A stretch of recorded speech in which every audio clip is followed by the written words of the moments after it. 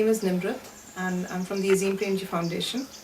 Yeah, I'm Neha and I'm also working with Azim Premji Foundation, and both of us have been working in the space of teacher assessment for quite some time, and that's what our presentation is also. Teachers are individuals like any other, so it is important to understand, as with learners, their areas of strengths, areas for improvement, and to identify whatever needs they have which can be fulfilled through a development plan. So that is the approach that we take to teacher assessment. And also, I think education is a very complex process, and all these individuals like your head teacher, your teacher, your students, and the larger system, they're all stakeholders in the process. So we cannot be blaming or giving credit to only one stakeholder like students, because if we see school, teachers are the doers of a lot of things that are being done into the school. And also the way assessments have been seen in our country specifically, a lot of work has been done in the area of student assessments, but very less work exists in terms of what a teacher is supposed to do. So therefore I think that's what is our interest area, to see it from both the lenses. It's not an either or situation. Why teacher assessment? Again, basically to determine how a teacher is performing in various aspects: teaching, learning, community engagement. There are a lot of things a teacher does besides teaching and learning. We're all aware of that. So what are the things that she does in these various domains? How do we assess her current state of functioning and thereby identify her needs and develop a plan to improve her function? Briefly, our journey. It's been a progressive journey, not always linear, lots of ups and downs, but essentially a combination of secondary research on best practices, both internationally as well as various studies carried out in our country, data on teacher practices gathered from the field in terms of observation, interaction with various stakeholders. I'll just show you the sampling of the stakeholders in a minute. All this data was grouped into domains and into a developmental continuum, as Neha will share. What was most critical for us was validation. Because it's okay to design a framework, but how valid is it? So this was done through both internal validation within the foundation, the collective experience of the foundation, as well as external validation. This external validation was through workshops with various stakeholders, interactions with them, as well as external experts as in academics. We are currently at the stage of tool development and field trials. Now, tool development has been difficult because, like I said, our framework is holistic, which means that besides the very fact that it looks at various domains of practice, we also allow for contextualization. As we've been discussing through the day about the need for contextualizing learners teaching, learner assessment. The same holds true for teachers and a sampling of stakeholders.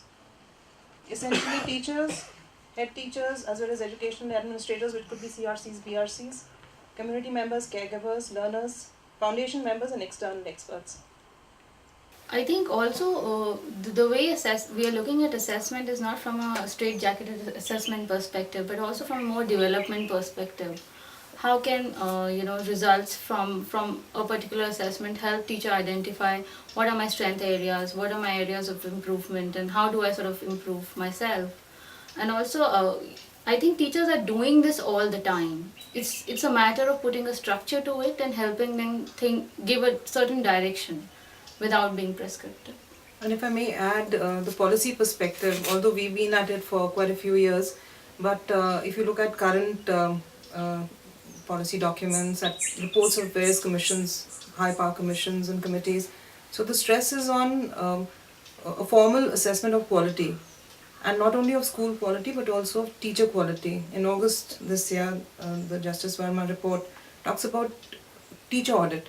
Now, whether it is done by the teacher or by any other individual within the school is left to interpretation, and I suppose slowly the procedures will be in place. But we believe it is important, like Neha said, to have a structure. Even when anyone goes into a school, they go with their own personal framework of what teachers do and what they can do.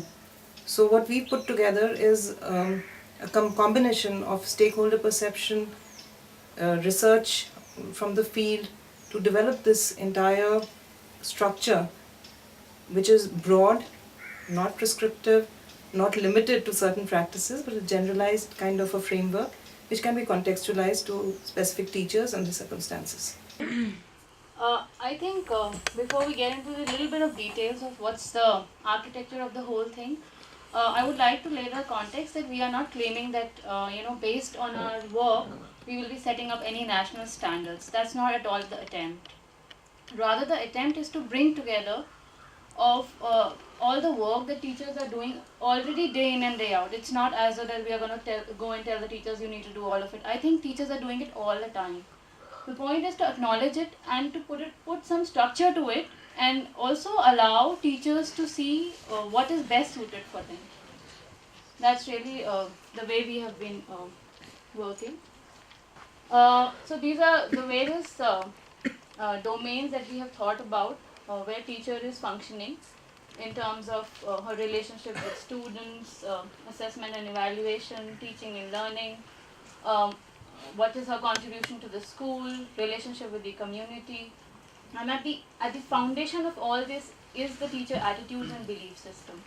Because we believe that that is something that's guiding all of her actions, her thinking, her working in the school, in the classroom. And as you can see, there can be a lot of debate about why is assessment and evaluation out of teaching and learning, why is learner-teacher relationship independent of teaching and learning. So there's a lot of there can be a lot of debate, but I think there has been a certain set of rationales in our own minds when we were designing something like this.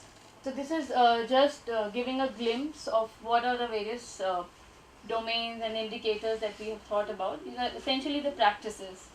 And then each practice is broken down into various levels in a developmental continuum. So as you can see, the teacher disposition is something that we haven't given any levels, because we believe either they are there or they are not there.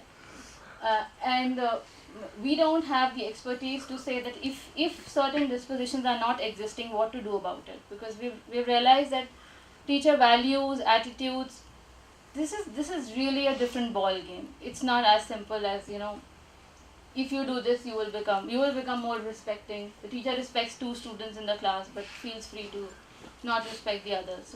So that's not the kind of thing we are looking at.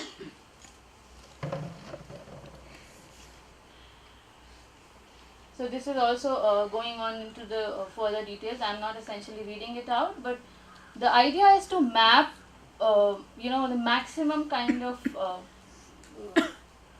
things that a teacher is doing in her everyday life, and also even if the teacher is not doing, maybe looking at something like this gives her an idea. Okay, maybe I am doing too much of teaching and learning. Do I need to do something about community? Do I need to do something about my relationship with students? So the point, I think, conceptually that we are making is that teaching and learning is one of the pillars of the many things that a teacher is doing.